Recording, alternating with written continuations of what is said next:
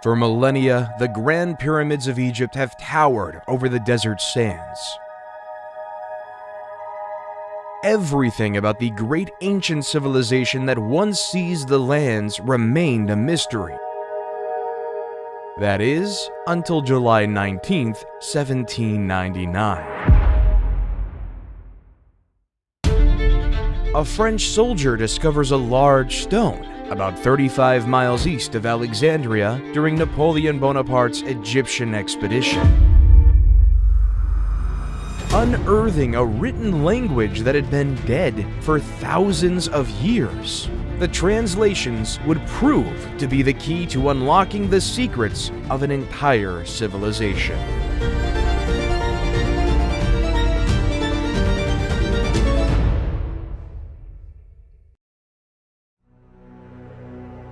Egypt is the gift of the Nile.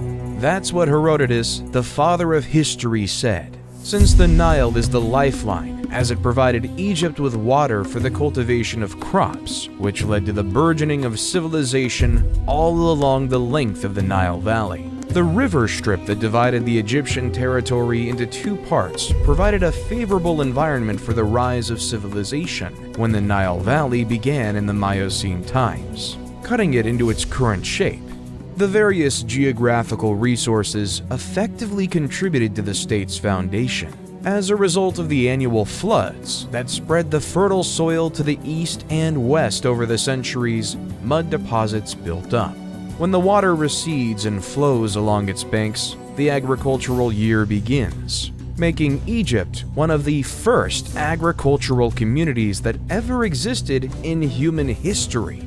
At the end of the Paleolithic era, there was a widespread production of arrows, harpoons, querns, sewed skins, boneworks, and pottery.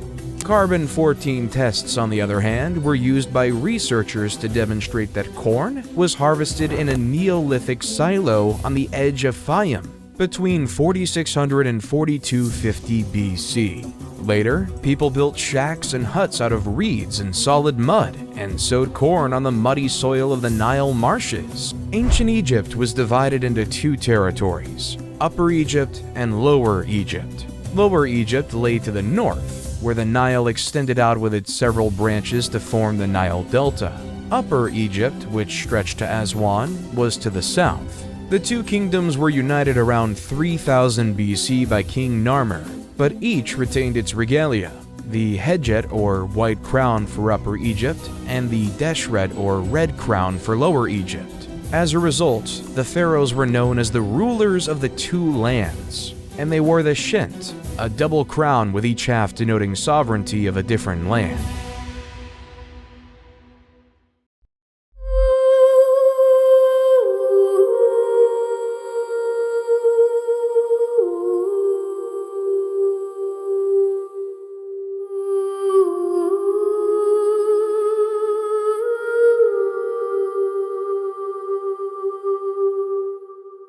The pre-dynastic period in ancient Egypt is the period preceding documented history, encompassing around 6000 to 3150 BCE from the Paleolithic to the Neolithic age and on to the founding of the First Dynasty.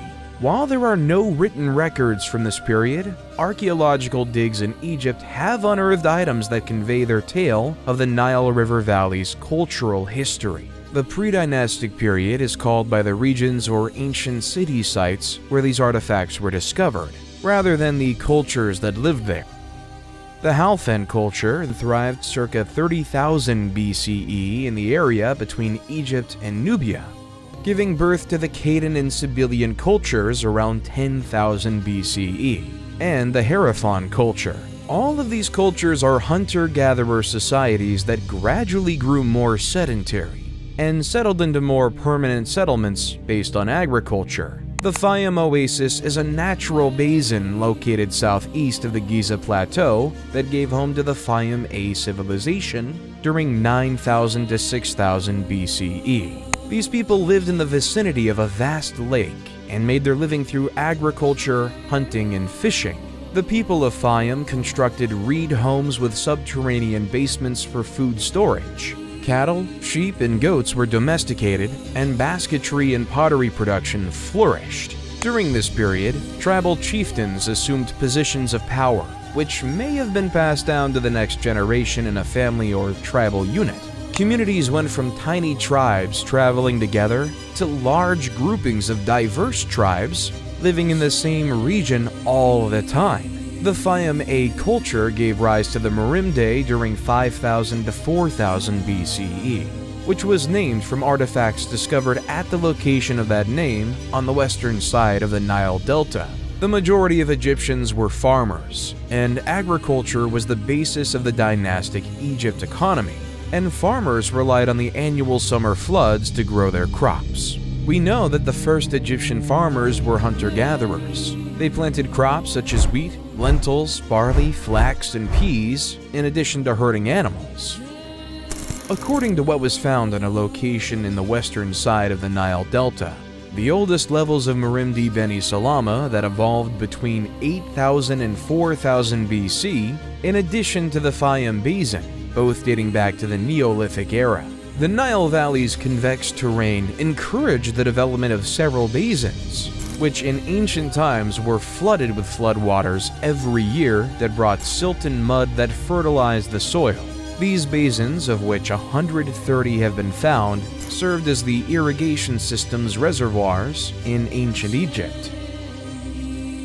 Granaries were made of clay jars or baskets that were buried up to their necks in the earth. The El Omari culture, about 4000 BCE, developed on these achievements by building circular homes of higher complexity with plastered mud walls. All of these cultures evolved and flourished in Lower Egypt, Northern Egypt closest to the Mediterranean Sea, whereas Upper Egypt civilization formed later. The inhabitants of the Badarian culture lived in movable tents, like their ancient forefathers, but preferred fixed homes. Following the Badarian period came the Amratian period, also known as Naqada I, which constructed more complex homes with windows and hearths, wattle and daub walls, and windbreaks around the main entryway. The practice of mummification began around 3500 BCE, where burial items were still left with the deceased. These developments were aided by the Girzian culture, also known as Naqada II, 3500 to 3200 BCE, which launched trading with other regions, inspiring changes in culture and art. The houses were built of sun-baked brick, and the more opulent ones included courtyards, an addition that would become commonplace in Egyptian homes later. The city of Abydos, located north of Naqada, became an important burial location, and huge tombs were built, forming a necropolis, a city of the dead. These tombs were originally made of mud bricks, but subsequently of huge, neatly hewn limestone. Eventually, the site would become the burial place for Egypt's rulers. Despite this, evidence reveals that individuals from all across the nation had their deceased buried at Abydos, and gave burial gifts to commemorate their memory. By this time, the cities of Zeus and Hierakonpolis were considered ancient, while Thinis, Naqada, and Nekhen were rapidly developing. The hieroglyphic alphabet, which was invented around 3400 to 3200 BCE, was used for maintaining records, although no entire sentences from this period have been discovered. At this time, the earliest Egyptian writing discovered so far originates from Abydos, and was discovered on pottery, clay seal imprints, and bone and ivory items. Complete sentences are not found in Egypt until the time of King Peribsen in the Second Dynasty 500 years later. This period led to the Naqada III period from 3200 to 3150 BCE. Following Naqada III, the early dynastic period and Egypt's recorded history began. With commerce, communities expanded and flourished, and the populations of both Lower and Upper Egypt increased. Small villages of brick dwellings and buildings evolved into bigger urban centers that soon clashed, most likely for trade products and water resources. Thinis, Naqada, and Nekhen were the three principal city-states of Upper Egypt during the period. Thinis appears to have defeated Naqada before absorbing Nekhen. These battles were fought between the Scorpion Kings, whose identity is unknown, and others, most likely Ka and Narmer. According to some researchers, Scorpion I, Scorpion II, and Ka were the final three rulers of the Proto-Dynastic period, before King Narmer invaded and unified Lower and Upper Egypt and created the first dynasty.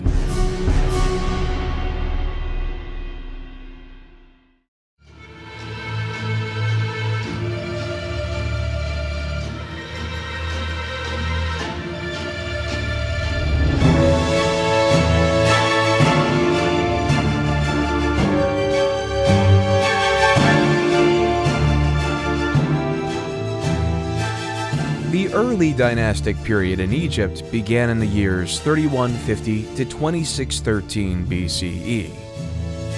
This marks the beginning of the country's historical era in which Upper Egypt, the south, and Lower Egypt to the north were unified as one country under centralized authority. During this time, the divine rule of the monarch started, and a distinct Egyptian culture emerged, including the development of writing, arts, and sciences. Menes, the first king of Egypt, was a ruler of Upper Egypt, presumably from Thinis or Hierakonpolis, who defeated the other city-states around him before conquering Lower Egypt around 3150 BCE. Narmer married the princess Neithotep of Nakata in an arrangement to enhance the links between the two towns. He undertook military operations in Lower Egypt to quell revolts and expand his territory into Canaan and Nubia.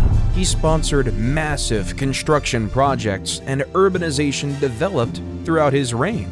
Hor-Aha, Narmer's son, is assumed to have succeeded him in 3100 BCE, continuing his father's military expansion and increasing trade. He was notably interested in religion and the concept of the afterlife, and it was under his reign that the Mastaba tomb was built. Hor-Aha was replaced by his son Jur in 3050 BCE, who followed in his father's footsteps. His son Jet, about 3000 BCE, married Princess Mernith and is considered to have taken leadership of the nation after his death.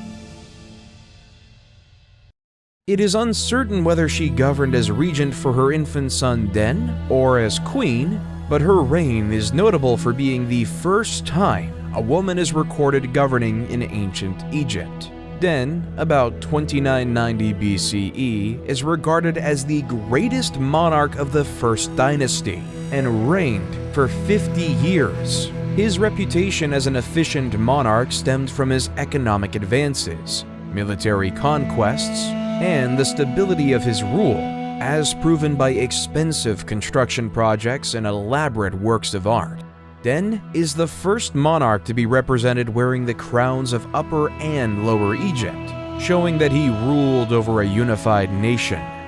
Den was succeeded by two additional monarchs, Enegib and later Semerkhet, both of whom had tough reigns marked by insurgency. The dynasty ended with the Ka's reign, during which his heirs struggled for the throne and were defeated by Hotep Sekemui, who established the Second Dynasty. Internal strife and a lack of, or misunderstanding over, records ruined the Second Dynasty, 2890 to 2670 BCE. None of the Second Dynasty monarchs have reliable dates, and several of the kings' names appear to be repeats of earlier rulers. Hotep Sekemui, which means two powerful ones at peace, is a prime illustration of this issue. Because of his name, it would seem that he came to power after subduing the princes who fought for the throne after Kwa, but his name is inscribed on the entrance to Kwa's tomb, implying that he was the ruler responsible for burying Kwa, and he already had that name before the succession war broke out. Hotep Sekemui is credited with bringing peace to Egypt upon his ascension to the throne, although a brief one. Instability and rebellion marked his reign. Raneb, also known as Nibra, was the first to link his name to that of the gods, and so create a bond between the monarch and the divine. There is no reasonable explanation for Peribzen's decision, Early academics claimed he was the first monotheist who declared Set to be the sole deity, but evidence of his reign's devotion to various gods disproved this. Because his name is only found in Upper Egypt, it's possible that he opted to ally with Set for political reasons, to distinguish himself from the Horus religion of Lower Egypt. For whatever reason, he is regarded as a good monarch because commerce, the economy, religious practice, and the arts all thrived during his reign. Peribsen was replaced by Kheskamui, probably his son, who continued his predecessor's construction projects and is believed to have brought Egypt's two regions back under central control, or at least reinforced unification. His most famous works include the statues at Hierakonpolis and Abydos, as well as his role as the father of Pharaoh Djoser.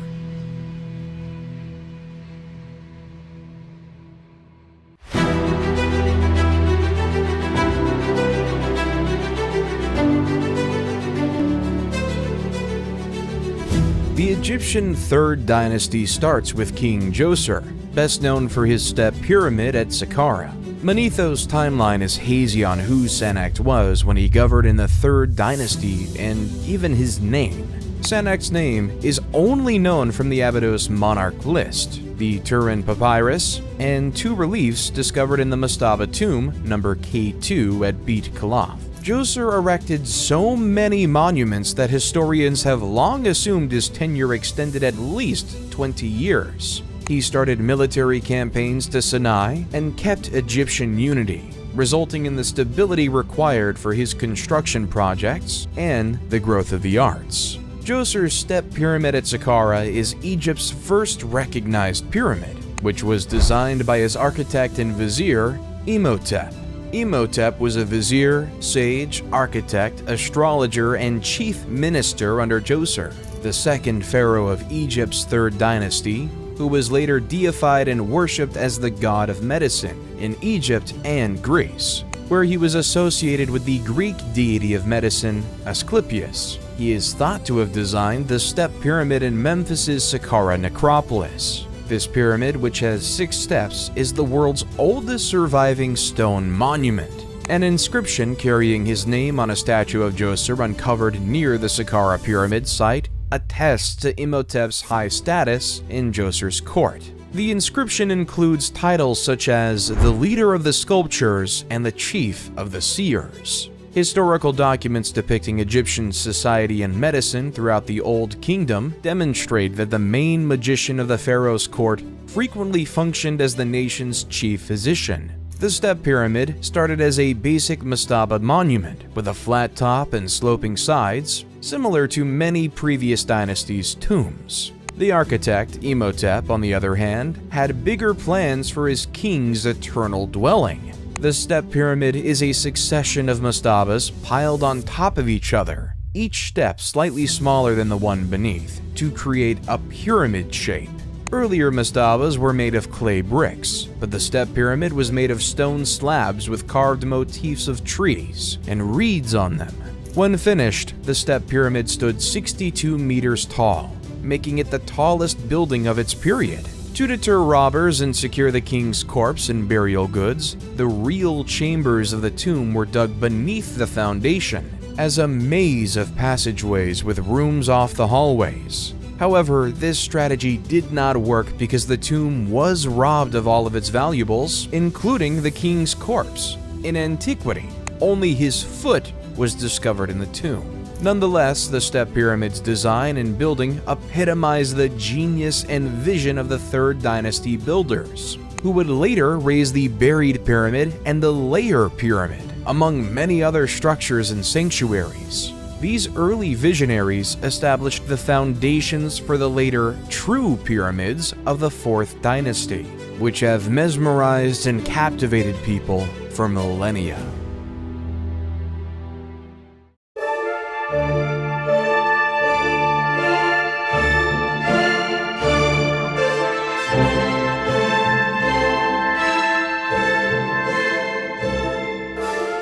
The Old Kingdom of Egypt is also known as the Age of the Pyramids or the Age of the Pyramid Builders, because it contains the Great Fourth Dynasty, during which King Sneferu mastered the craft of pyramid construction, and the pyramids of Giza were built under the reigns of Khufu, Khafre, and Menkaure.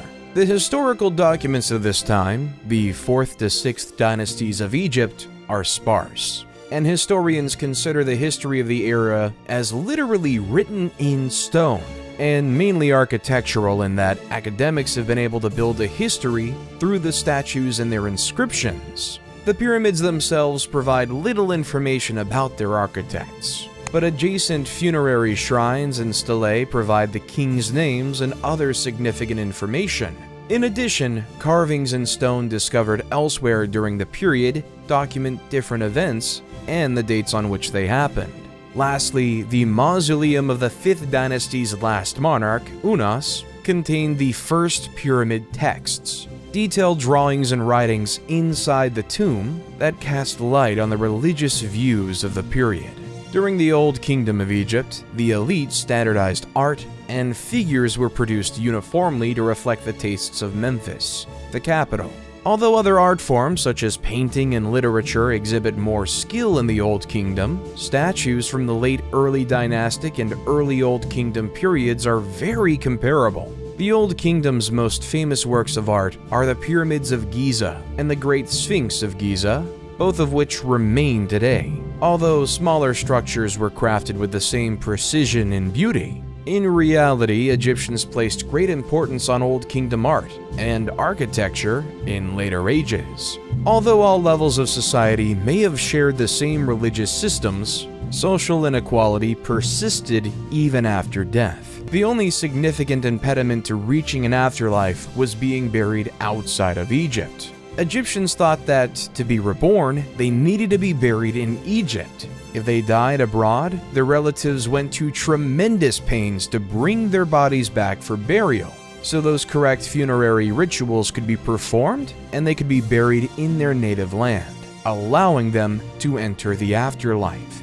To coordinate the labor force that constructed the pyramids at Giza and elsewhere during this time, unprecedented bureaucratic efficiency was needed, and this bureaucracy could only function under a powerful central authority. At the top of the pyramid that represented Egyptian society, the monarch stood. He was granted ownership of all of Egypt by the gods, at least in theory. The literate and illiterate classes were divided in the Egyptian social structure. The literate class was the ruling class. They were a small fraction of the population, but they were the main criteria for determining the character of ancient Egyptian society and everything we knew about the civilization. Individuals were frequently more important than the positions they held. As a result, while the king established the scope of bureaucratic power, effective administration was ultimately dependent on the same pool of literal aristocrats without whom the king could not govern, and we'll state some of them as follows. Because an Egyptian king could not personally control every area of society, the role of the vizier was established as early as the early dynastic period. The vizier, who can be assimilated into a form of prime minister, assigned responsibility to other members of the court, sent communications through scribes, and managed the military, regional governors' activities, public works projects, and tax collections, among other things. Huni, the last king of the Third Dynasty, was long thought to have initiated the massive building projects of the Old Kingdom by constructing the Mitam Pyramid. But credit for the Mitam Pyramid goes to Sneferu, the first king of the Fourth Dynasty, who may have been Huni's son by one of his minor queens. Sneferu began the Old Kingdom's golden era, with his most noteworthy achievements being the two pyramids constructed for him at Dashur. Sneferu started his work with the pyramid at Mitam, known as the False Pyramid, due to its shape. It resembles a tower more than a pyramid, and its exterior casing is surrounded by a massive mound of gravel. The Pyramid of Mitam was Egypt's first real pyramid, but it did not last. This is because changes were made to Imhotep's initial pyramid design, causing the exterior casing to sit on sand rather than rock, causing it to fall. The Crooked Period and the Red Pyramid are Sneferu's structures at Dashur, or North Pyramid. The The bent pyramid gets its name from the fact that it rises at a 55-degree angle and then changes to a 43-degree angle of smaller stones, giving the impression of bending in towards the summit. The workers had finished the base and sides before recognizing that a 55-degree angle was too steep, and changing their plan to conclude the job as best they could. Sneferu appears to have grasped the issue and went on to construct his third pyramid. Sneferu appears to have been a ruler unafraid of loss or sorrow.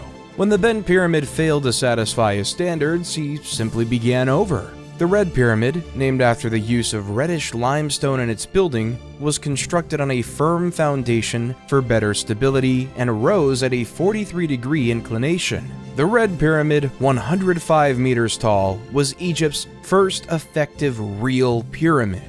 It was originally encased in white limestone, as were the other later pyramids, which crumbled away over time and were collected by locals for other construction projects. Following in the footsteps of Djoser's complex at Saqqara, Sneferu had mortuary temples and the other structures built around his pyramids, with priests overseeing day-to-day activities once the red pyramid was finished. All of this points to the stability of his rule, which he bequeathed to his son Khufu when he died. The ancient Greek authors referred to Khufu as Cheops, and he's best known for his Great Pyramid at Giza. In their works, the Greeks portrayed him as a tyrant who oppressed the people and compelled them to labor for him against their will. This perception may have been created by the tales contained in the Westcar Papyrus, a compilation of 4 stories written about the kings of the 4th dynasty and found by Henry Westcar in around 1824 CE. The papyrus contains 4 tales recounted by Khufu's sons, including one in which King Khufu summons a sorcerer who claims to be able to reconnect a decapitated head to a body. And some academics read his actions in requesting a demonstration as malicious or careless. During the reign of Khufu, Egypt became even wealthier as a result of his military battles against Nubia and Libya, as well as his lucrative trade deals with cities such as Byblos. He also invested in agricultural innovations to improve the livelihoods of his people. During his reign, the world's first documented dam was constructed in Wadi Jarawi, a mountain range west of modern Helwan. This dam improved water availability for farms and others in the town. The Great Pyramid of Giza is the final of the ancient 7 wonders of the world, and a distinguishing emblem of Egypt. It is situated on the Giza Plateau near the modern city of Cairo, and was constructed over 20 years during the rule of Khufu. Although many hypotheses exist regarding the pyramid's purpose, the most generally acknowledged idea is that it was built as a tomb for the king.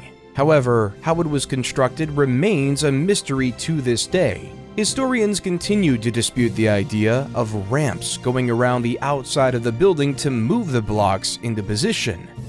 These theories persist despite a growing body of evidence proving that the pyramid was constructed by the ancient Egyptians using technical means that were most likely so common to them that they felt no need to document them. Nonetheless, the complexity of the interior passages, shafts, and chambers, as well as the nearby Osiris shaft, encourages the persistence of these fringe theories, as does the mystery of how the pyramid was built at all, and its orientation to cardinal points. A prominent figure during that time, called Hemeyunu, was the vizier during the reign of Khufu in the 4th dynasty, and one of the king's relatives. He was in charge of building his Great Pyramid and keeping an eye over its construction works, and he was buried near Khufu's pyramid.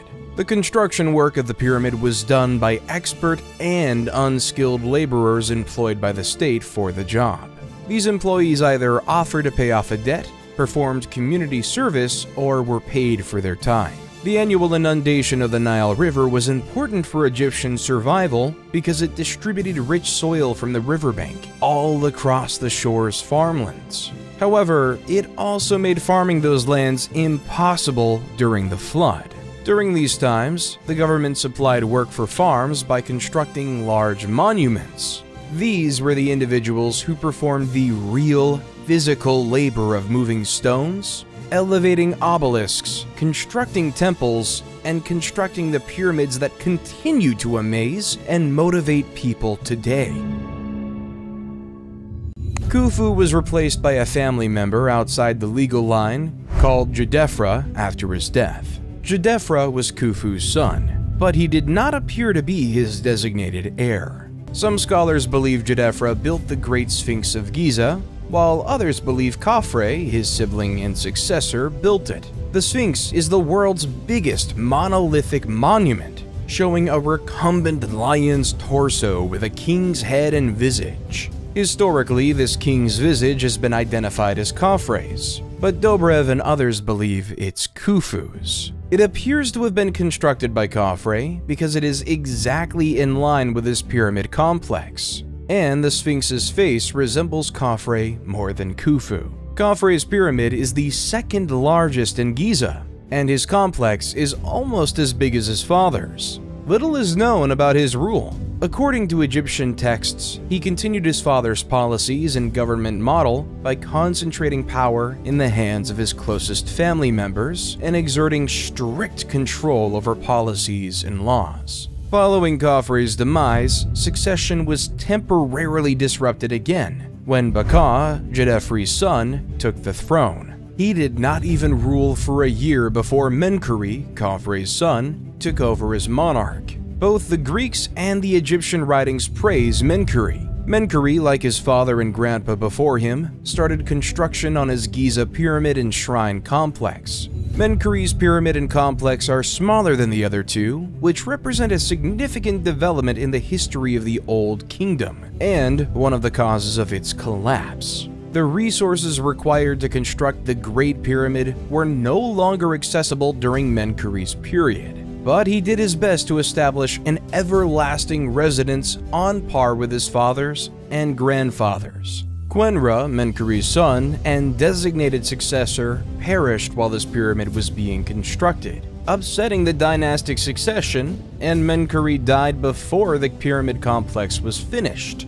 Despite reigning for 30 years, he was unable to finish the work of his predecessors, which many historians attribute to the dwindling resources at his disposal. Shepseskaf, Menkaure's successor, finished Menkaure's structure at Giza, but was buried in a relatively modest mastaba at Saqqara. As previously stated, the monarchs diverted immense resources to their funerary structures and buildings, but these temples and sanctuaries were increasingly under the authority of the priests who managed them, rather than the king. Although the Giza Plateau is now an old, sand-swept location on the outskirts of Cairo, it was a city of the deceased, inhabited by the living who tended to it during Menkaure's time. Giza had priests' houses, shrines, worker accommodations, stores, factories, breweries, and all the amenities of a small metropolis. The civilian life in ancient Egypt was very active.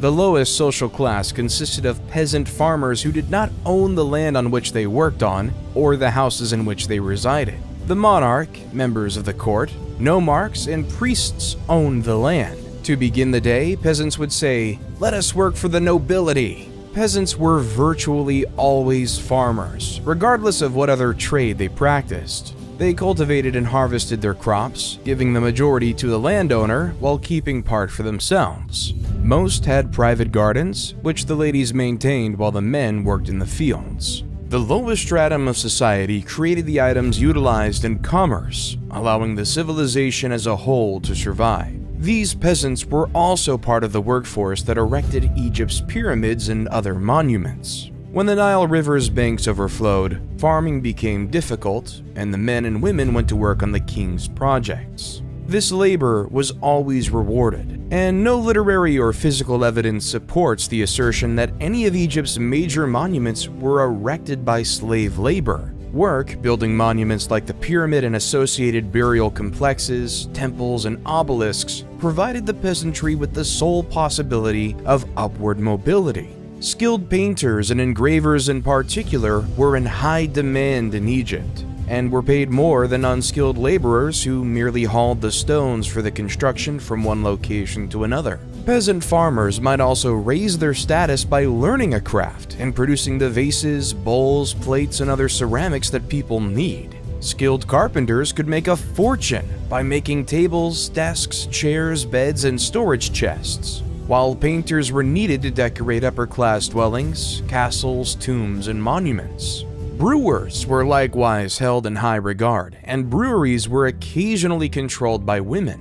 They appear to have been operated on by females in early Egyptian history. Beer was the most popular beverage in ancient Egypt, and it was commonly utilized as a kind of recompense. 3 times a day, workers on the Giza Plateau were given a beer ration. The deity Osiris was said to have provided the drink to the people, and breweries were overseen by the goddess Tenene. Marriages were more secular than religious in ancient Egypt. The parents planned the majority of weddings in any of the classes. Girls were often married at the age of 12, and boys at the age of 15.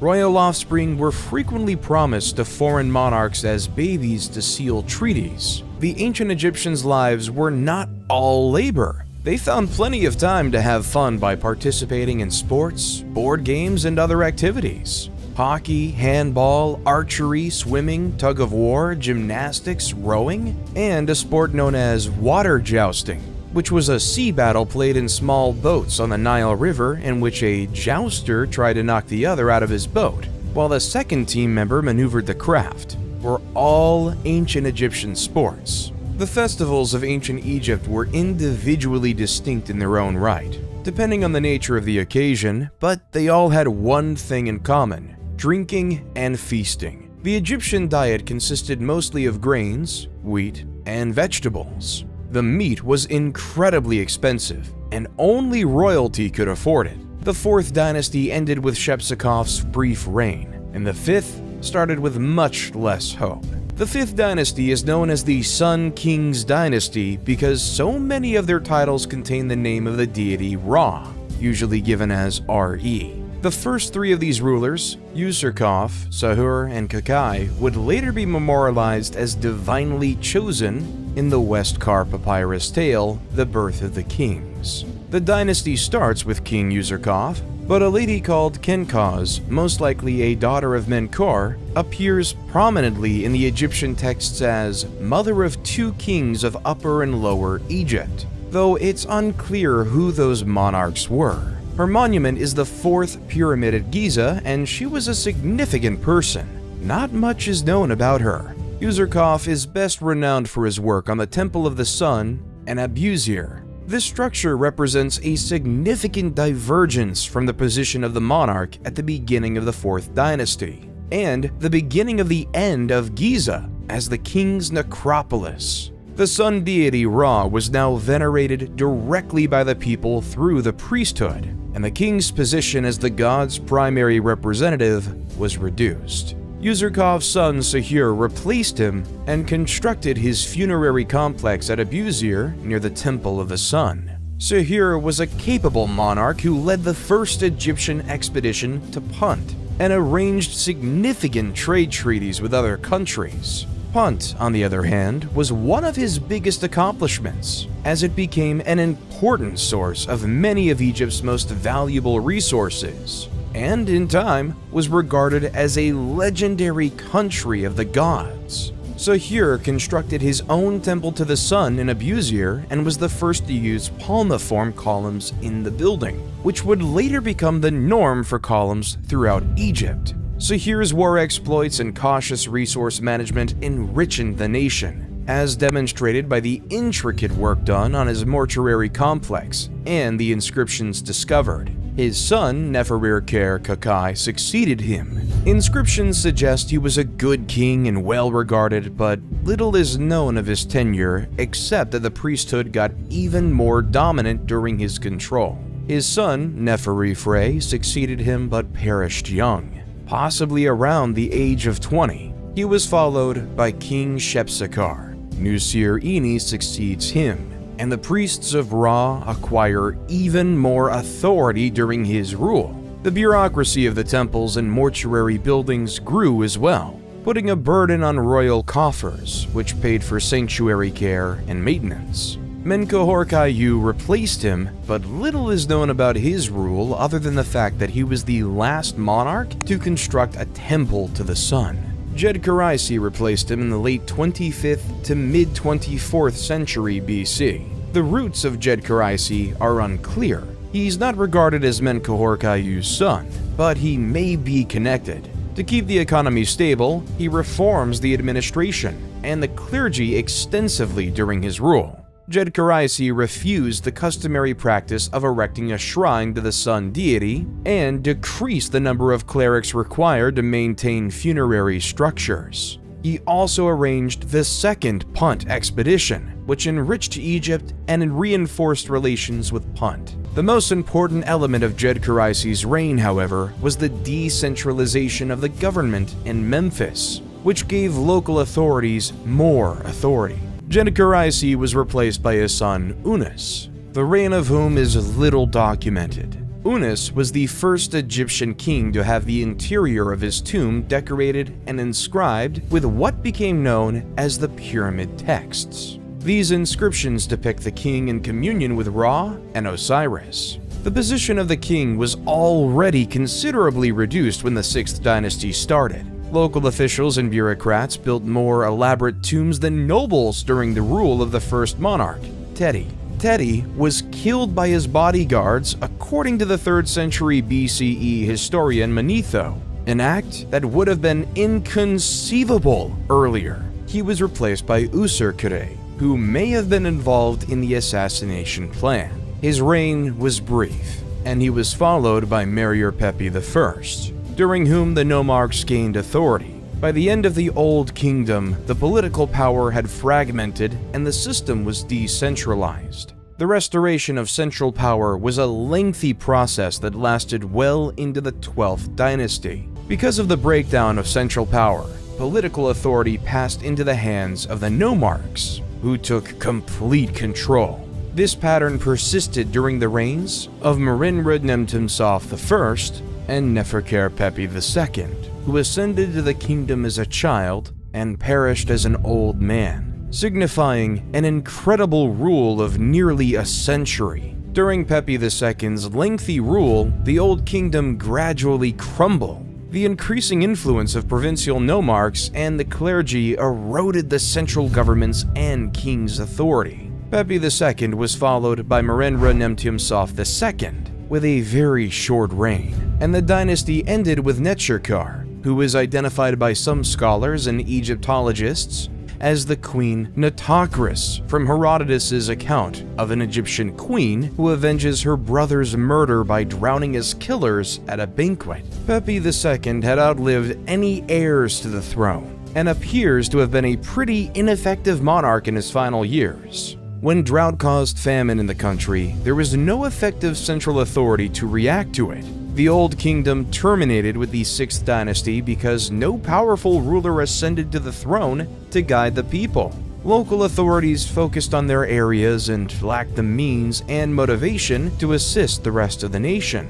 As the 6th dynasty died out, Egypt gradually descended into the first intermediate period.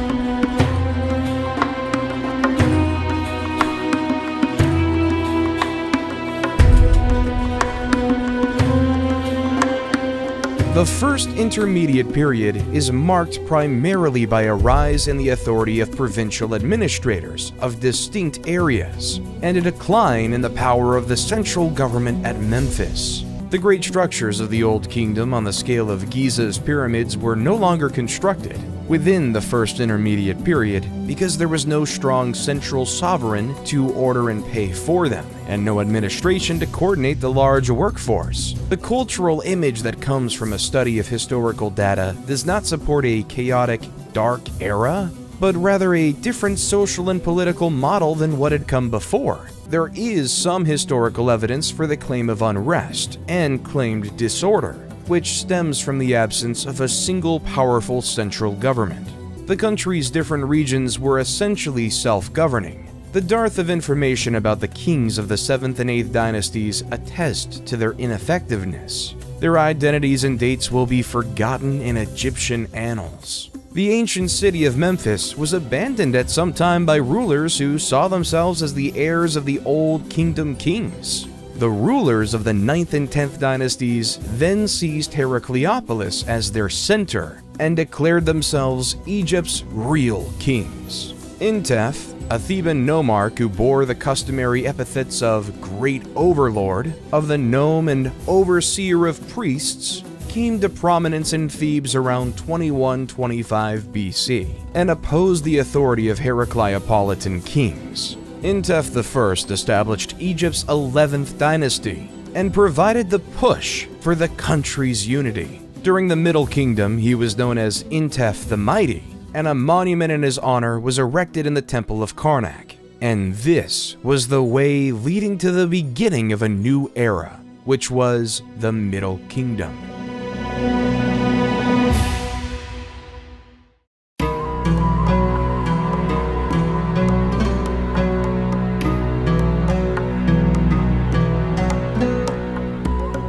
Although Mentuhotep II was known as the Second Menes, who united Egypt and ushered in the Middle Kingdom period, the road to that unity was laid out by Intef I and his successors. Mentuhotep I, approximately 2115 BCE, followed Intef I's path and conquered the neighboring nomes for Thebes, considerably increasing the city's stature and strength. His initiatives were carried on by his predecessors. Mentuhotep II used these early victories to ultimately beat Heracleopolis and then punish those nomes who had stayed faithful to the old kings while rewarding those who had honored Thebes.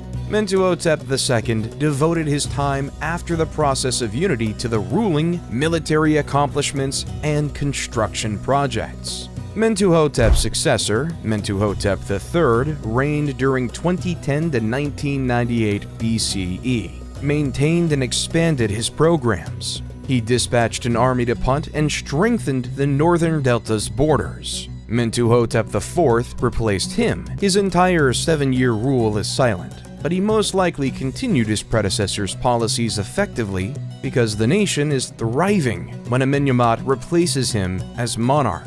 When Amenemhat was Mentuhotep IV's vizier and was sent with his mission to quarry stones for the king's project, he had an inscription made of the extraordinary events he witnessed. First, a gazelle gave birth on the stone selected for the king's sarcophagus top, indicating that the stone had been chosen correctly because it was endowed with fecundity and life. Second, an unanticipated rainfall descended on the celebration, revealing a well big enough to water the entire gathering. This inscription was later interpreted to mean that Amenemhat was chosen by the gods to become king, as the gods had allowed him to experience miracles. Amenemhat I abandoned Thebes for unknown reasons and established his seat in court in Ititawi, south of Memphis. Amenemhat I's successor, Sennacherib I, 1971 to 1926 BCE, improved the country's infrastructure and initiated the kinds of grand building projects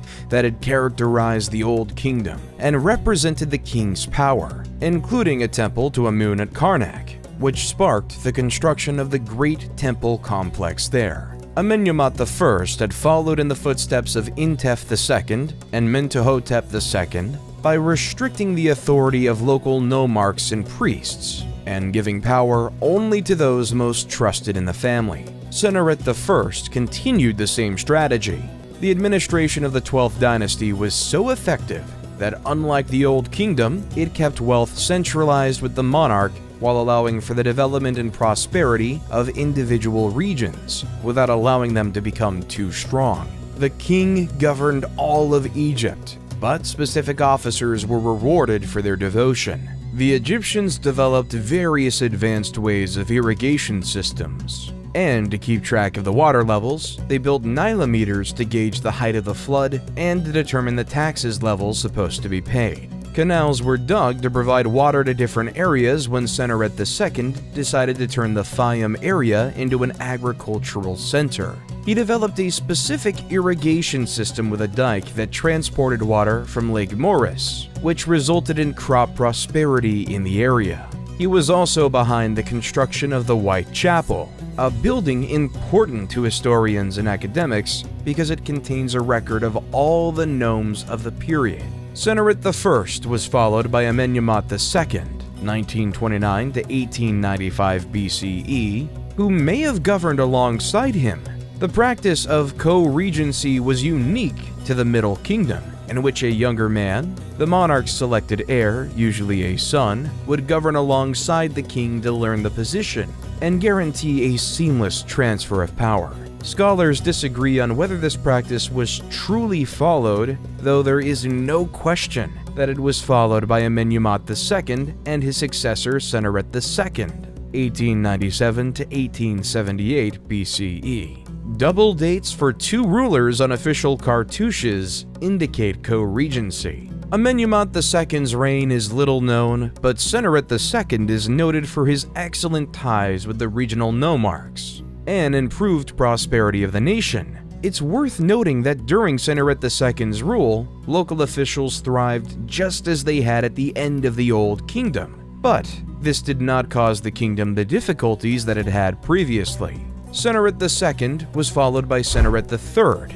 1878 to 1860 BCE, the most potent monarch of the period, whose reign was so prosperous that he was deified during his lifetime. His rule is characterized by military advancement into Nubia, as well as a rise in Egypt's riches and influence. Sennaret III exemplified the Egyptian cultural value of military ability, and quick action was the pinnacle of the warrior king.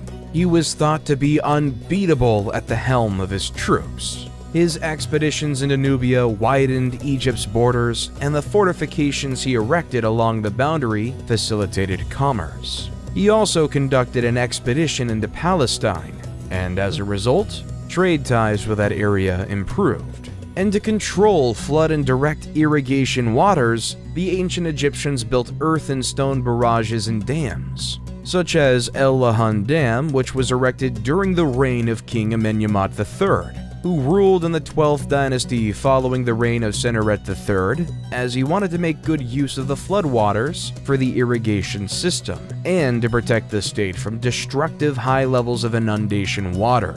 Early November, before the water had entirely left the basins, was the time when preparations for planting season began. Before fields were prepared for planting, irrigation facilities were repaired or cleared, and property lines were reevaluated. And since ancient Egyptians were known to document every detail of their daily life, we have seen the process of growing and harvesting the grain depicted in great detail in various tombs paintings. Various crops were planted widely, which made food types plentiful in Egypt, such as emmer wheat, which was used to make bread and beer, grapes for wine, palm dates, doom palms, figs, sycamore, and papyrus, whose stems were used to make paper-like scrolls for writing, and also was a great material to make sails, cords, and even mats. Various tools were used by the farmers during the planting process, such as a very interesting one called shadaf.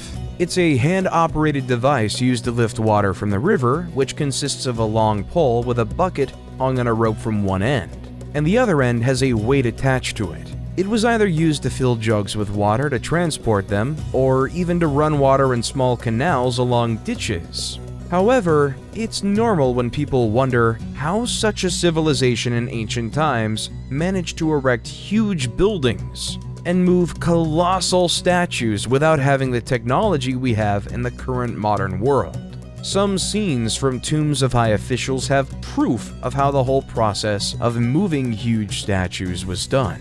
Jehudi Necht was a nomarch of the 12th dynasty. He used to govern the 15th nome of Upper Egypt. He has a very interesting scene in his tomb of the transportation of a roughly 6.8 meter high monument of him by 172 people using ropes and a slide.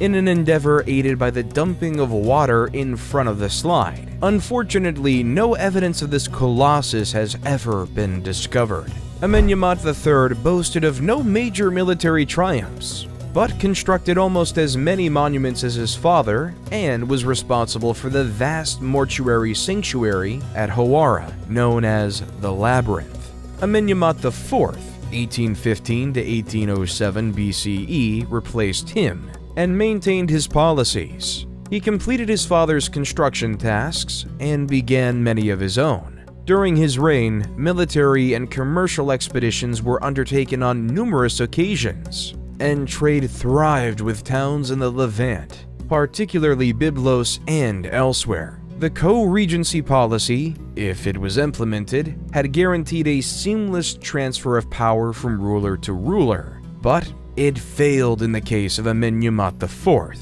who had no male successor to prepare for success. After his demise, the throne passed to his sister, or probably wife, Sobonefru, 1807 to 1802 BCE, whose rule is little known.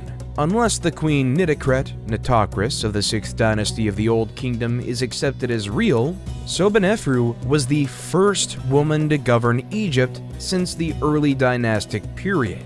The 12th dynasty concluded when she perished without an heir, and the 13th started with the reign of Sobekotep I, 1802 to 1800 BCE. The Middle Kingdom's 12th period was the most powerful and wealthy. The 13th dynasty would receive the riches and the policies, but would be unable to put them to good use. The 13th dynasty appears to have maintained the policies of the 12th dynasty monarchs and kept the nation united, but none of them had the personal power of the previous kings, according to incomplete documents. Lower Egypt started to develop its political groups.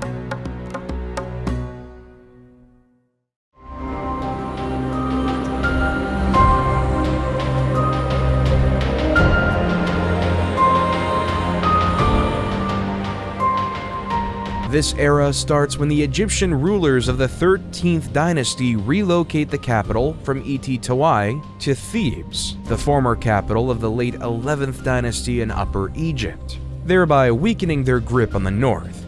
Amenemhat I, 1991 to 1962 BCE, established the tiny settlement of Hutwaret in the far north at the start of the 12th dynasty, which developed into a commercial hub with easy access to the sea and road paths to Sinai and the area of Palestine. During the 13th dynasty, effective trade and immigration brought an increase of Semitic people to Avaris, who ultimately grew wealthy and powerful enough to wield governmental power in the nation. These individuals were known to the Egyptians as Hekakosset or Hyksos. The name of the Hyksos remains unclear.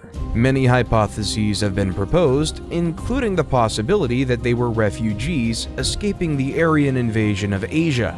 The Nordic invasion hypothesis has been debunked, as has this assertion. The Egyptians refer to them as Asians, but this was a word used for anyone beyond the country's eastern boundary, from the Levant to Mesopotamia. During the late 13th dynasty, the Egyptian monarchs ceased supplying the border fortifications located in Nubia, and no additional soldiers were stationed there. The troops, who were already stationed at the forts, were never returned to Egypt, and the former garrisons became their permanent residence. These troops served as commerce intermediaries between the Egyptian city of Thebes and the kingdom of Kush. As the 13th dynasty neglected matters to the south, just as they were doing to the north, the kingdom of Kush developed into a centralized power, with its capital at Kerma. Some of the ancient Egyptian fortifications along the border were destroyed at some time, presumably during an assault, though this is unclear.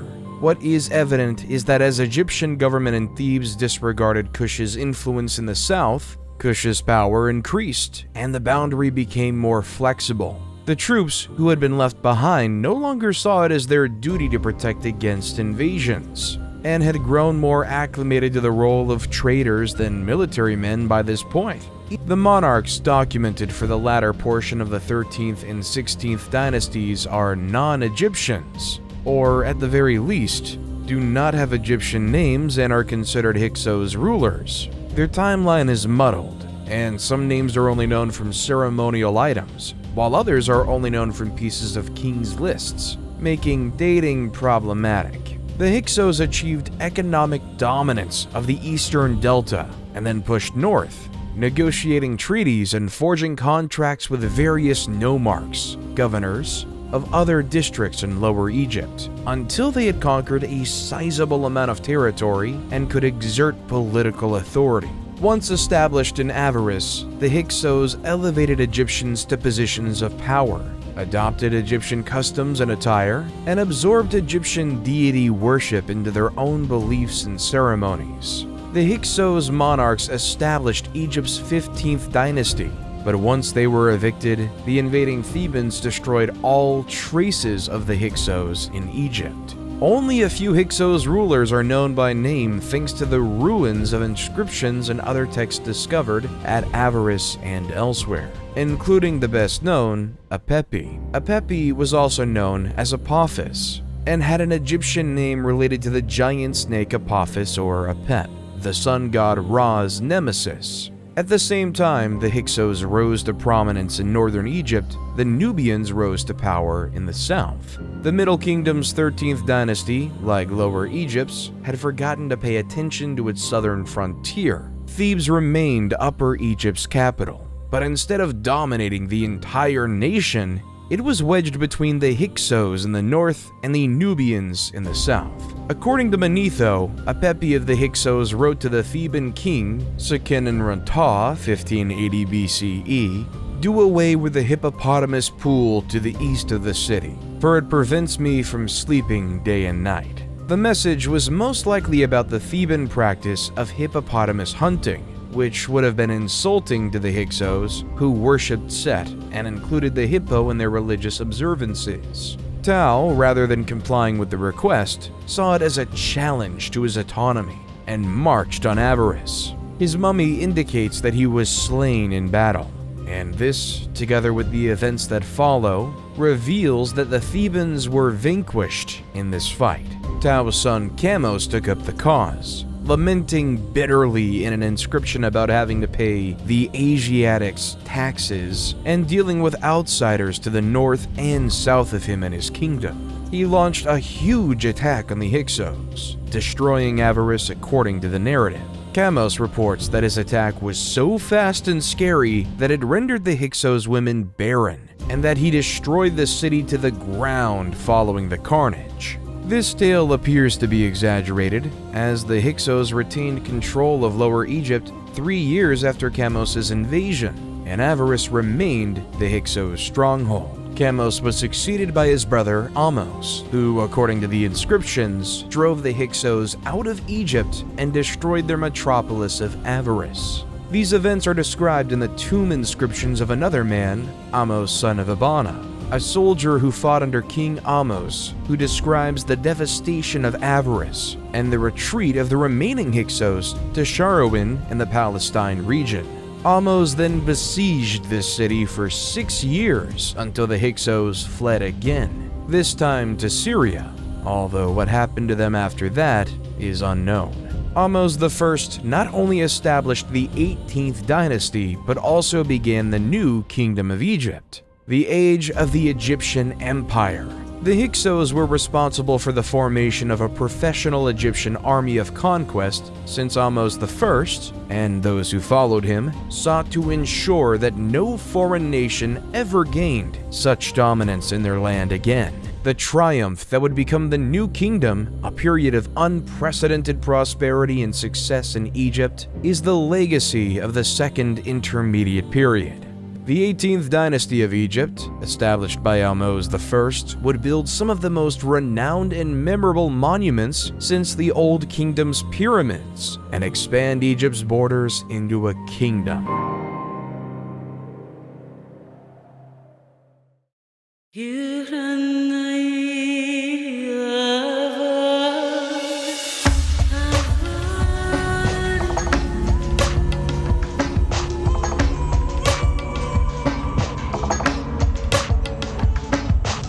Ahmose I realized that the Hyksos had been able to establish themselves so securely because previous Egyptian monarchs had permitted them to. As a result, he chose to establish protected areas around Egypt's boundaries and fortify neglected settlements in strategic locations to protect the nation. The Battle of Ahmose I against the Hyksos brought him and his troops into touch with the areas of Palestine and Syria, where he continued his operations while also conducting military excursions south against the Kingdom of Kush in Nubia. When he died, he had protected the nation and consolidated his authority, leaving a steady political and economic situation for his replacement, Amenhotep I, 1541 to 1520 BCE. Inscriptions show that Amenhotep I followed his father's policies and modeled himself after him as a warrior monarch, but he most likely only commanded battles into Nubia. There are no accounts of him conducting expeditions into Palestine or Syria, but he may have done so because those areas stayed secure during his and his successors' reigns. Thutmose I, 1520 to 1492 BCE, replaced him and immediately started wars to expand Egypt's reach. Thutmose I put down a revolt in Nubia that erupted soon after assuming the throne, personally murdering the Nubian monarch and suspending his corpse from the prow of his ship as a caution to other rebels. He then extended Egypt's control over Nubia further south before shifting his focus to Palestine and Syria. He expanded Thebes' famous Temple of Karnak and built numerous other temples and structures throughout Egypt. Thutmose II, 1492 to 1479 BCE, succeeded him, but little is known about his rule because he was quickly eclipsed by his more potent half-sister, Hatshepsut.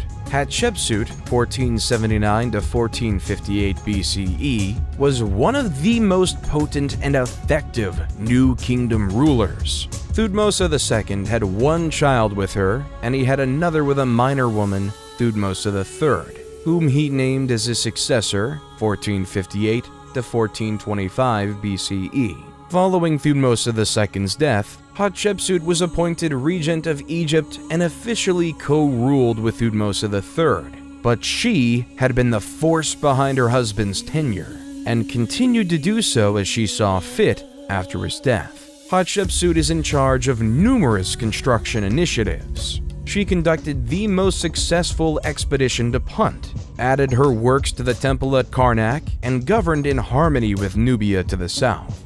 Her construction undertakings were so beautiful and numerous that subsequent pharaohs claimed ownership of them.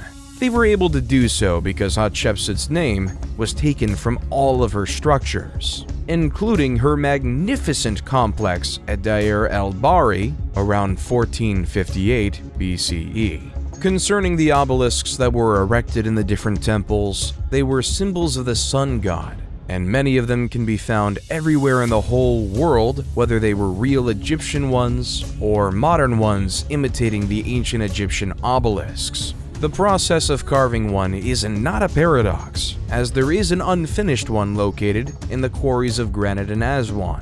Hatshepsut commissioned its construction, probably to accompany what became known as the Lateran obelisk, which was originally at Karnak, but was later brought to the Lateran Palace in Rome. Thutmose III inherited a wealthy and secure country in 1458 BCE and wasted no time in improving it. Thutmose III establishes the Egyptian Empire, which his descendants would sustain. He defeated the neighboring countries and expanded Egypt's dominion further than it had ever been before, using the war chariot acquired from the Hyksos, bronze weaponry, and better strategies. Over 20 years, he led at least 17 separate military campaigns, subduing kingdoms from Libya to Syria and extending Egypt's authority in the south, from the region around Buin down to Kyrgyz. When Hatshepsut died, Thutmose III ascended to power. Believing him to be weak and inexperienced, the king of the Syrian city of Kadesh instigated a revolt in the Egyptian province of Canaan, which swiftly gathered support from other places aiming to dethrone Egypt. This coalition met in the city of Megiddo. Thutmose III marched his army from Thebes to Megiddo in northern Canaan, prudently choosing a narrow pass from the town of Aruna instead of the wider and easier routes to the city, and surprised his enemies by entering the Kina Valley behind their defensive positions and driving them from the field. Thutmose III had to lay siege to the city to seize it. Geneni, who was Thutmose III's commander and military scribe, naturally accompanied his monarch in war to put down the rebellion, and wrote a record describing the fight. Thutmose III was so taken by Jani's tale that he had sections of it written on the walls of the great temple of Amun at Karnak, and, to a lesser extent, elsewhere. Geneni begins by describing why the writing on the temple's walls exist. He then goes on to explain the campaign and its motivations. The wretched adversary referenced on several occasions is the king of Kadesh, who started the revolt and gathered the armies against Egypt. But it is also used to refer to everyone who joined the rebellion at times. Following the Battle of Megiddo, Thutmose III would subdue and punish those who took part, capturing not just Kadesh, but also all of Syria and the Mitanni territories in Mesopotamia. He was succeeded by his son Amenhotep II, 1425 to 1400 BCE, who inherited and built on his father's powerful and safe kingdom. He was not a warrior king, but he did order many construction projects and signed peace treaties and commerce deals with other countries, such as Mitanni. Thutmose IV, 1400 to 1390 BCE, his replacement, carried on his programs. Based on readings of his renowned dream stele, which recounts the tale of how he came to the kingdom, Thutmose IV is regarded as a usurper, although he is the legal son of Amenhotep II. He's best known as the king who rebuilt Giza's Great Pyramid. He is followed by Amenhotep III, 1386 to 1353 BCE, who is regarded as one of Egypt's most effective and powerful rulers. Amenhotep III ruled Egypt at a time when it was at its artistic, political, and fiscal apex. His reign was one of the most opulent in Egyptian history, and he frequently used his riches to persuade other nations to do what he desired. He kept the nation stable, enlarged its boundaries, and devoted himself to the arts and construction initiatives. Many of Egypt's most impressive structures date from his rule. During his reign, however, the priests of Amun started to acquire increasing fortune. They possessed more property than the monarch and used it to enrich themselves further. Amenhotep III attempted to contain their increasing influence by allying himself with Aten, a minor deity symbolized by a sun disk. He appears to have believed that the authority of the pharaoh behind the worship of Aten would elevate the status of those priests over those of Amun. His scheme failed, but it did elevate the deity Aten, who would play an important role in the rule of Amenhotep's son and successor. Amenhotep IV, also known as Akhenaten, was an Egyptian pharaoh renowned for establishing monotheism and banishing the ancient gods. His rule became known as the Amarna period because the Egyptian capital was relocated from Thebes to modern-day Amarna. He ascended to the kingdom as Amenhotep IV, but changed his name to Akhenaten in the 4th or 5th year of his rule, dissolved the old religion, particularly the worship of Amun, and raised the deity Aten to the position of the one true god. Only the cult of Aten was recognized as a valid religious organization. All other sanctuaries were shuttered, and their veneration was prohibited. He built a shrine to Aten at Karnak's great temple of Amun, which he also shuttered. His wife was the famous Nefertiti, best known for the magnificent bust created by the sculptor Thutmose. Upon Akhenaten's death, he was succeeded by his young son, Tutankhaten, 1336 to 1327 BCE, who quickly changed his name to Tutankhamun, who took to the throne at just 9 years old. The young leader relocated the capital to Memphis, restored Thebes as a religious center, which also held political significance, reopened the temples, and restored Egypt's ancient religion. although he instituted significant changes that helped secure the nation. He's best known for his magnificent tomb, which Howard Carter found in 1922. Tutankhamun was married to Ankhsenamun, his half-sister, until his demise at the age of about 18. Ankhsenamun may then have married the vizier A, possibly 1324 to 1320 BCE, who some experts believe replaced Tutankhamun, or she may have attempted to reign on her own. Whatever part A played in the succession, Ankhsenamun vanished soon after Tutankhamun's death, and the general Horemheb took control, devoting to return Egypt to its former grandeur. Horemheb, 1320 to 1295 BCE, went to great measures to erase the Amarna period rulers from Egyptian history by burning all of Akhenaten's statues and writings, including completely demolishing his sanctuary at Karnak. Horemheb defended traditional Egyptian religion and customs. Relationships with other countries and Egypt's infrastructure were ignored during Akhenaten's rule.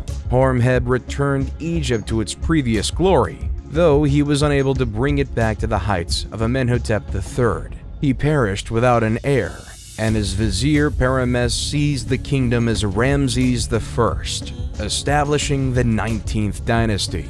Ramses I was an elderly man when he ascended to the kingdom, and he swiftly named his son Seti I as his successor. Ramses I resumed Horemheb's task of rebuilding Egypt's sanctuaries and shrines, as well as adding to the vast Temple of Amun at Karnak. He gave Seti I the authority to lead military missions to reclaim areas lost during Akhenaten's rule. When he passed, Seti I ascended to the throne and continued Egypt's reform and revival, adding his own touches to the big project at Karnak, and grooming his successor for dominance, his son Ramses II, 1279 to 1213 BCE. He is the most well-known pharaoh of Egypt today. Ramses II governed Egypt for 67 years, and the magnificent temples and monuments he constructed in celebration of his conquests and accomplishments still stand as a testament to the wealth of his reign. There is hardly any ancient Egyptian site that does not mention Ramses II, and the story of his triumph in the Battle of Kadesh in 1274 BC is legendary. However, one of his greatest acts as pharaoh was not one of battle, but one of peace. The forging of the first peace treaty in history. Anatolia's Hittites had been gaining prominence since the second millennium BC, and by 1530 BC they had surpassed Babylonia as a notable nation, and they were putting Egypt to the test. Letters of intent had been addressed to the 18th dynasty's king Akhenaten, but he had never responded or taken note of Hittite activities along his boundaries. Horemheb had waged unsuccessfully against the Hittites, who had grown even more strong by the time of Tutankhamun, Akhenaten's successor, and were daring enough to garrison districts on or near Egypt's borders. When Horemheb became pharaoh in 1320 BCE, he initiated a more forceful campaign against the Hittites and secured Egypt's frontiers, although the problem of the Hittite invasions was never fully overcome. Seti I had gained Palestine and Kadesh for Egypt, but happy with the victory, had made no plans for the city's defense. Now, Ramses II of the 19th dynasty had to cope with the problem of the Hittite invasion, and gathered his forces at Ramses in 1274 BC to remove the Hittites from Kadesh and weaken their army. Riding in his chariot at the head of 4 divisions, 20,000 soldiers, Ramses II marched his first division so quickly that he soon outdistanced the other 3. Near Kadesh, 2 Bedouins were apprehended and asked about the whereabouts of Muwatalli II and his army, to which they replied that the army was nowhere near Kadesh and that Muwatalli II feared Egypt and the young king. The Bedouins, however, were Hittite spies, and Muwatalli II had already fortified Kadesh with his chariots, 3,500 of them, and troops, 37,000 men, waiting just over the next hill. According to some combat accounts, Ramses II caught several more spies who told the awful reality about his condition, but the information arrived too late. Ramses II had separated himself from the rest of his army in his haste to seize Kadesh and vanquish the Hittite ruler. Just as the Hittite chariots slammed into his camp, he dispatched messages to the other 3 divisions. The Taw division arrived in time to prevent an Egyptian army defeat, and Ramses II personally led the remaining Aman division into action many times, pushing the Hittite soldiers back onto the Orontes River, where many perished. Muwatalli II just only marched from Kadesh's walls to trap Ramses II's forces between his army by the river and his advance. But for unexplained reasons, he chose to stay in the city and never committed his reserve men to fight. Ramses II declared a great triumph at Kadesh and had a scribe record his narrative of the wonderful fight. Muwatalli II's version differed significantly, most notably in claiming Kadesh as a Hittite victory. While Ramses II did not capture the city, he did break the Hittite army on the field. And while Muwatalli II kept possession of Kadesh, he did not destroy the Egyptians as he had intended. Meren-Ptah was Ramses II's 12th son, and not his designated successor. He only became pharaoh because all of his siblings had perished during their father's lengthy rule. Meren-Ptah soon adopted his father's image of a warrior monarch, defeating the Libyans in combat and repelling an attack on the Sea Peoples. His description of his exploits include the well-known Meren-Ptah stele, which contains the first reference to the Israelites as a tribe. Going forth to the 20th dynasty, Ramses III was the new kingdom's last powerful king. After Horemheb restored the ancient faith, the priests of Amun's authority grew steadily, drawing income and influence away from the monarchy. Throughout the Ramessid era of the 20th dynasty, the condition deteriorated. The concept of having a war was existing as the threat of the people was remarkably increasing, which forced Ramses III to declare war over them. The nationality of the Sea Peoples is unknown because the only records of their activities are from Egyptian sources that only describe them in the terms of battle, such as the record from the Tanis stele, which reads in part, "They came from the sea in their warships, and none could stand against them." This is characteristic of Egyptian allusions to these enigmatic invaders. Ramses II, his son and successor Meren-Ptah, and Ramses III are the 3 great pharaohs who chronicle their struggles and triumphs against the Sea Peoples. All claimed huge victories over their opponents, and their inscriptions include the most extensive documentation of the Sea Peoples. During the time of Pharaoh Ramses III, the Sea Peoples invaded and destroyed the Egyptian commerce hub at Kadesh, and then attempted to invade Egypt again. They began their operations with swift attacks along the coast, before pushing toward the delta. In 1180 BC, Ramses III subdued them, but they returned in force. Ramses III would have been aware of his predecessors' fights with these people and how violent they were. He decided against a field engagement and instead employed guerrilla tactics as a plan. He set up ambushes around the coast and along the Nile Delta, and his archers were especially efficient, putting them camouflaged along the beach to shower down arrows on the ships at his signal. The ships were set on fire with burning arrows once the crew was dead or drowning. After crushing the naval invasion, Ramses III turned his focus to what remained of the invading troops on land. He used the same tactics as previously, and in 1178 BC, the Sea Peoples were defeated off the coast of Zeus.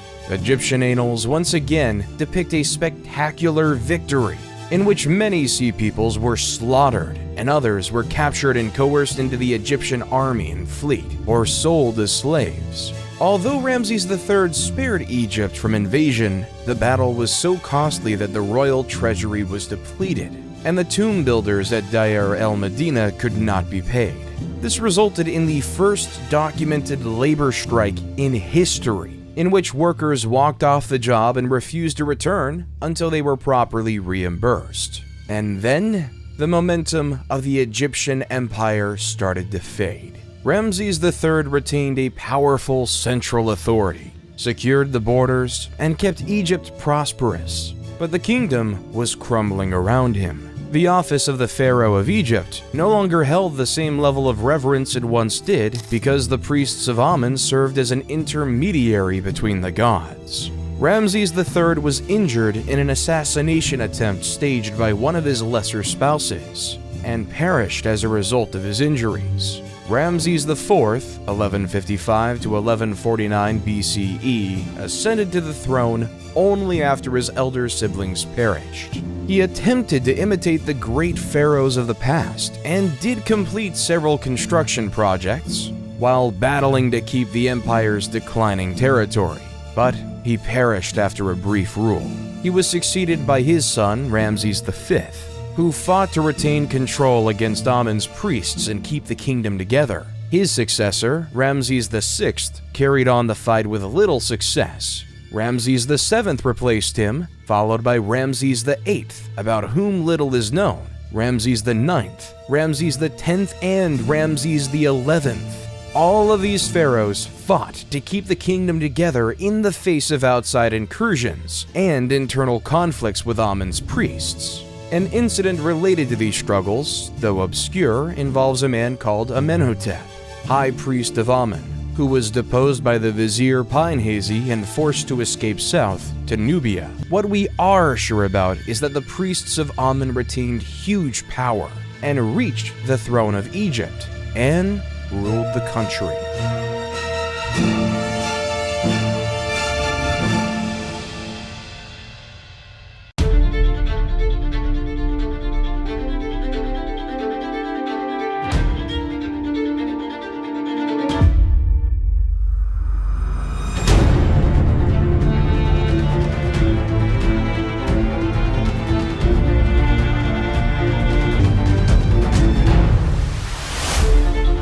Smendes, 1077 to 1051 BCE, a ruler of Lower Egypt who governed from Tanis, interred Ramses XI.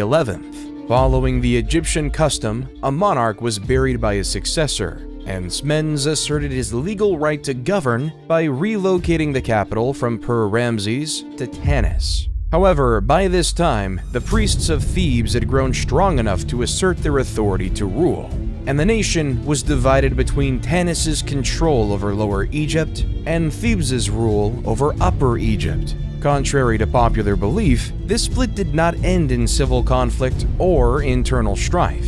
Smendes was strong enough to be noticed, but he only controlled Lower Egypt, and not much of it. He governed around the same period of Thebes' high priest Herihor, who reigned from around 1080 to 1074 BCE. Herihor was a general of the troops, as were all Amun's high priests, but he had little impact outside of Thebes. This would be the dominant model for the majority of the Third Intermediate Era. Individual nomarchs were strengthened at the cost of either part of the central government, as in the First Intermediate Period, and both Tanis and Thebes failed to exercise any major influence over the nation as a whole.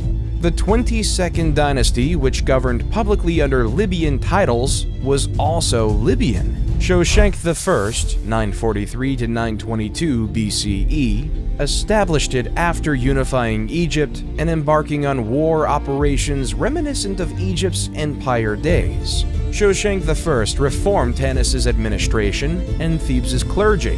The clergy would no longer be a hereditary post, but rather one of nomination by the monarch, as would be the choice of God's wife of Amun. His military operations revitalized Egypt's economy, and the nation started to approach the Egypt of the New Kingdom during his reign. Osirkin II ascended to the throne in 872 BCE and kept the nation together, but after his rule, Egypt split into distinct kingdoms governing from Heracleopolis, Tanis, Sais, Memphis, and Hermopolis in Lower Egypt, and Thebes in Upper Egypt. To the south, the Kushite ruler Kashta, 750 BCE, saw Egypt's vulnerability and moved to exploit it. Kashta adored Egyptian culture and had Egyptianized his capital city of Napata, and thus his entire territory. He had strong trade connections with Thebes and was well versed in the procedure of appointing priests and other high officials. By 747 to 721 BCE, his son strengthened Nubian dominance of Upper Egypt, and when the kings of Lower Egypt protested, he commanded a large army against them. Pi conquered Lower Egypt, capturing and subjugating all of the main towns before marching back to Napata. Egypt was now legally under his rule, but he allowed the Lower Egyptian kings to regroup and re-establish their power. These buffer zones diminished during the Third Intermediate Period, and Egypt lost its prior strength. But there were still countries on its boundary, such as Judah and Israel, that served the same purpose. The subjugation of those areas by Shoshenq I pushed Egypt's boundary up against the Assyrians, with no buffer in between. Moving forth to the 26th dynasty, Psammetichus I was a powerful ruler who instilled in his people the grandeur of Egypt's past by restoring it through massive projects, renovations, restorations, and military feats. His son, Necho II, 610 to 595 BCE, continued his father's legacy by conducting military battles, ordering construction projects, and expanding the military. The Egyptians were never great seafarers, and Necho II recognized this by establishing a fleet of Greek mercenaries, which proved quite successful. Necho II is regularly portrayed as a great warrior and military commander who strengthened the nation he had inherited. During the reign of Amasis II, he was successful in reforming government spending while also stimulating the economy and directing war operations. Egypt came together behind his leadership and thrived once more, with a thriving economy, secure boundaries, and prosperous commerce. Building projects, temples, and other works of art were finished, and Egypt's reputation regained some of its lost lusters. He was replaced by his son Psammetichus III, 526 BCE, who was a young and inexperienced king who was ill-prepared for the difficulties he faced. Cambyses II, the Persian monarch, had sent to Amasis asking for one of his daughters as a bride. But Amasis, not wanting to obey but also trying to prevent confrontation, sent Apries' daughter instead, who was his predecessor. This former Egyptian princess was profoundly offended by Amasis' choice, particularly since it had long been Egyptian policy not to transfer noble women to foreign monarchs as wives. When she arrived at Cambyses II's palace, she disclosed her true identity, and Cambyses II vowed to revenge Amasis' slander by sending him a fake bride.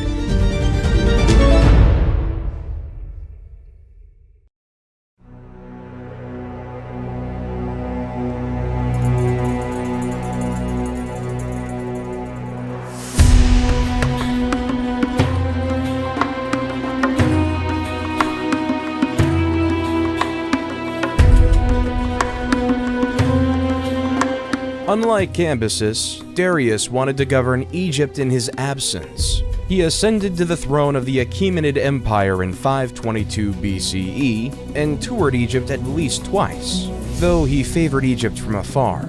Nonetheless, he adored the culture and directed funds towards the reconstruction of destroyed temples and the dedication of new ones.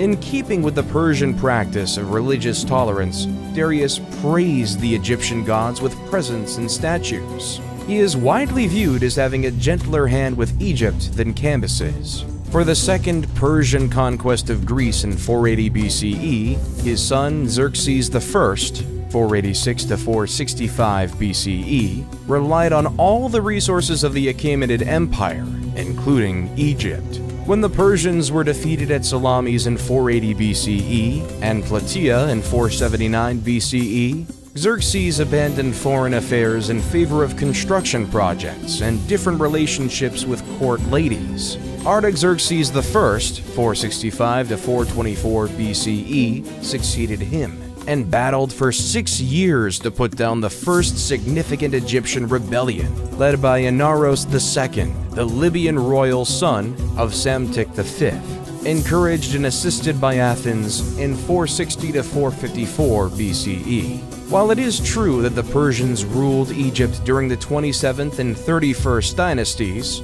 Egyptian culture was kept alive, and the 30th dynasty of Egyptian rulers gave Egypt back a brief time of its former glory before the Persians invaded their land again. This era comprises the 27th to 31st dynasties of Egypt. Egyptian resistance to Persian control, on the other hand, is visible throughout the area, and Egypt thrived under Persian rule because the Persian Shahs respected the culture.